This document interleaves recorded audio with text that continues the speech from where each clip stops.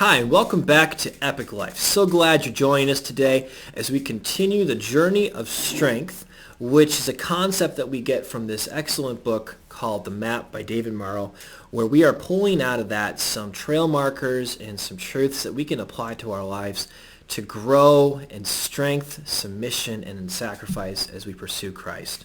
Today's trail marker is trail marker 2.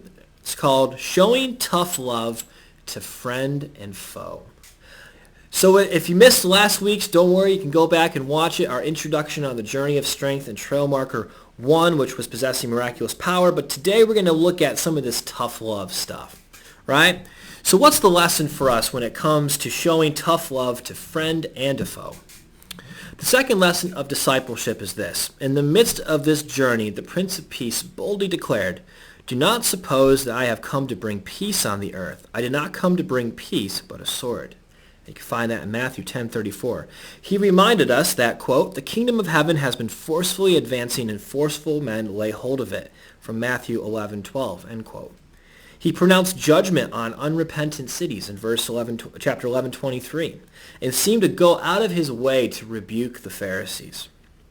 It wasn't just Jesus' opponents that he shared tough love with. He also shared tough love with his friends. He rebuked adoring crowds, calling them an, quote, "unbelieving and perverse generation" in Matthew 17:17.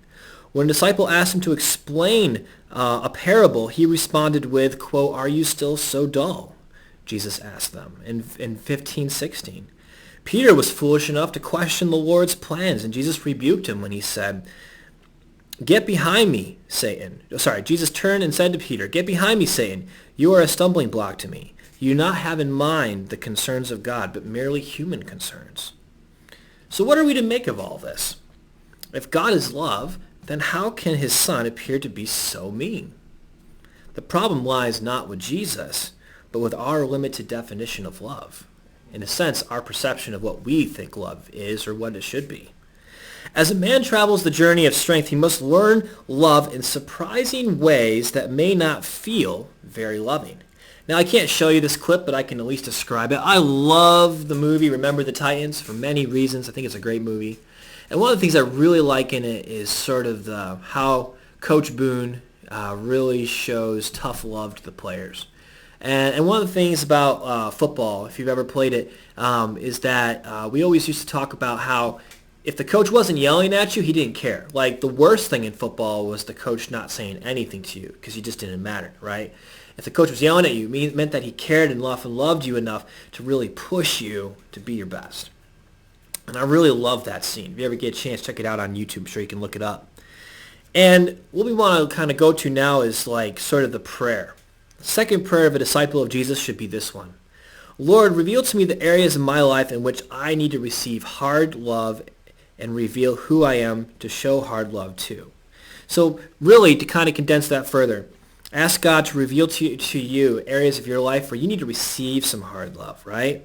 And then also ask God to reveal to you who are some of the people that you want me to show some hard love to, right? And that takes us to our GPS, our good practical stuff in case we get off the trail and get lost. This is what we should focus on. Our GPS for trail marker 2 is this. Are you letting God take responsibility for the consequences of your obedience? If you obey God in showing someone hard love, he will take care of the consequences that may come from you sharing that hard love moment. Thanks for joining us. Looking forward to seeing you next time as we get into trail marker 3. Till then, God bless and take care.